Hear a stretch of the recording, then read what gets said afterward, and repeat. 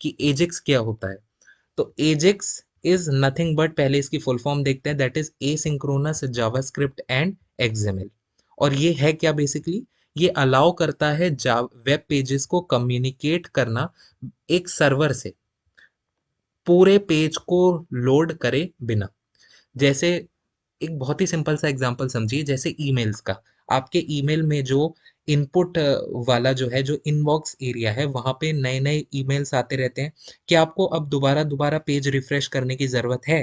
पहले हमें जरूरत पड़ती थी कि पूरा पेज हम रिफ्रेश कर रहे हैं तभी हमें न्यू ईमेल्स आते हुए दिख रहे हैं, लेकिन अब ऐसा नहीं होता है। अब आप यदि जीमेल की बात करें तो वहां पे इनबॉक्स फोल्डर में आपके नए मेल्स आते जाते हैं, लेकिन आपका पेज रीलोड नहीं होता है। तो इसी फंक्शनैलिटी के लिए इंट्रोड्यूस किया गया एजेक्स, ताकि ये फास्ट हो, रेस्पॉन्सिव हो, इंटरैक्टिव वेबसाइट्स में काम कर सके। मतलब ये यूजर फ्रेंडली को और मतलब ज्यादा बढ़ावा देने के लिए है, कि यूजर कन्वीनियंस को बढ़ावा देने के लिए है बेसिकली, अगर मैं और बात करूं तो, कि अब हमें बार बार रीलोडिंग की जरूरत नहीं पड़ती है। हमें जितना कंटेंट अपडेट करना होता है, केवल पेज का वो पार्ट रीलोड होता है, instead of reloading the entire page. इससे एक और फायदा होता है कि क्योंकि हमारा पूरा पेज बार बार रीलोड नहीं हो रहा, तो हमारा सर्च इंजन ऑप्टिमाइजेशन भी बढ़ता है, क्योंकि हमारा ये पेज का एक यूआरएल फिक्स रहता है।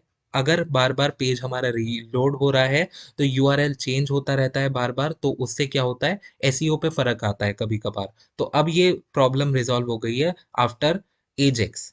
तो ये चीज है। एजेक्स क्या है, एक सिंगल टेक्नोलॉजी नहीं है, ये एक सेट ऑफ टेक्नोलॉजीज है। लाइक HTML CSS भी यूज होता है इसमें पेज के स्ट्रक्चरिंग के लिए, JS भी यूज होता है क्लाइंट साइड की स्क्रिप्टिंग करने के लिए, XML और जेसन डेटा एक्सचेंज करने के लिए यूज होता है। आजकल जेसन ज्यादा फेमस है देन यूजिंग द XML। और XML HTTP रिक्वेस्ट, ये पुराना मेथड था अभी, लेकिन अभी इसकी जगह कुछ कुछ जगहों पर simple and convenient fetch API को भी यूज करते हैं for asynchronous communication with server. So what are these are basically the technologies जिनको मिलकर हम एजेक्स का फॉर्मेशन करते हैं। AJAX is not a single technology but it is a set of technology. AJAX काम कैसे करता है, उससे पहले हम एक बार इस वाले डायग्राम पे बात करते हैं, उसके बाद हम दोबारा पीछे वाली स्लाइड पे जाएंगे।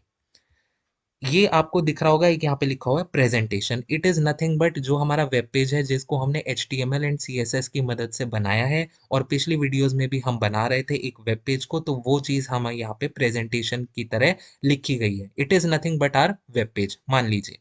अब वेब पेज से हमने जावास्क्रिप्ट की कॉलिंग करी, ठीक है, वहां पे कुछ हमने JS लिखी थी, और वहां से कोई जावास्क्रिप्ट के जो फंक्शन थे वो कॉल करे हमने। अब वो कहाँ जाएंगे, ब्राउजर पे। ब्राउजर पे किसके थ्रू जाएंगे, XML HTTP रिक्वेस्ट के थ्रू, है ना। अब ब्राउजर से क्या करेगा, XML HTTP रिक्वेस्ट क्या करेगा, HTTP रिक्वेस्ट को भेजेगा कहाँ पे, सर्वर पे। ब्राउजर से रिक्वेस्ट गई सर्वर पे। अभी तक हमने क्लाइंट सर्वर आर्किटेक्चर में भी यही देखा था कि ब्राउजर भेजता है रिक्वेस्ट सर्वर को। अब सर्वर पे क्या लिखा हुआ है, लॉजिक लिखा हुआ है, बिजनेस लॉजिक इम्प्लीमेंटेशन लिखा हुआ है। हमने पढ़ा प्रेजेंटेशन लेयर होता है, बिजनेस बिजनेस लॉजिक लेयर होती है, और फिर डेटा लेयर होती है। तो बिजनेस लॉजिक लेयर सर्वर पे लिखा हुआ है।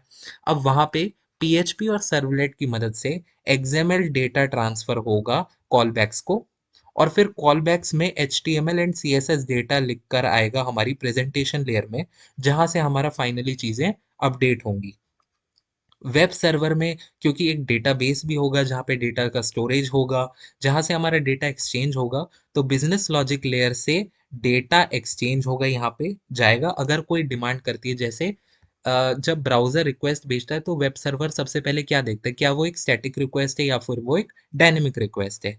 अगर उस पर्टिकुलर रिक्वेस्ट को किसी डेटा की नीड होती है, तो वो ऑब्वियसली डेटा स्टोरेज के पास जाएगा और वहां से डेटा एक्सचेंज करेगा। तो इसलिए ये पोर्शन यहाँ पे शो किया गया है, in case the request needs any of the data. और वो XML डेटा के थ्रू, क्योंकि XML का काम हमने क्या बताया था, XML का काम था डेटा को स्टोर करना और डेटा को ट्रांसफर करना। तो यहाँ से वो वेब सर्वर से डेटा उठा के वो ब्राउजर पे लाएगा। तो XML, या यहाँ पे अब मोस्ट पॉपुलरली यहाँ पे XML की जगह यहाँ पे क्या यूज होता है, हम जेसन को यूज करते हैं इंस्टेड ऑफ XML, ज्यादा यूज होता है मतलब कॉमनली। तो ब्राउजर पे आया। अब ब्राउजर से जो आया कॉल बैक के थ्रू, अब वहां से HTML एंड CSS में डेटा लिख के यहाँ पे प्रेजेंटेशन में अपडेट होता है। तो this is the whole architecture, कैसे हमारी प्रेजेंटेशन जो हमारा वेब पेज था वहां से कॉल्स के थ्रू, जावास्क्रिप्ट की कॉल्स के थ्रू ब्राउजर पे हमारा जाएगा रिक्वेस्ट, और फिर एक्सएमएल एचटीटीपी रिक्वेस्ट क्या करेगा, उसको वेब सर्वर पे ट्रांसफर करेगा, डेटा एक्सचेंज होगा और एक्सएमएल डेटा या जेसन की मदद से हमारे कॉल बैक्स में आएगा और कॉल बैक से सीधा हमारी प्रेजेंटेशन लेयर में वो डेटा अपडेट हो जाएगा।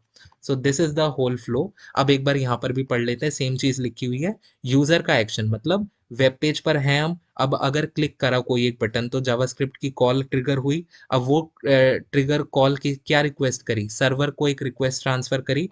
कौन करेगा request transfer, XML HTTP request transfer करेगा या फेच एपीआई भी कर सकता है आजकल के ज़माने में।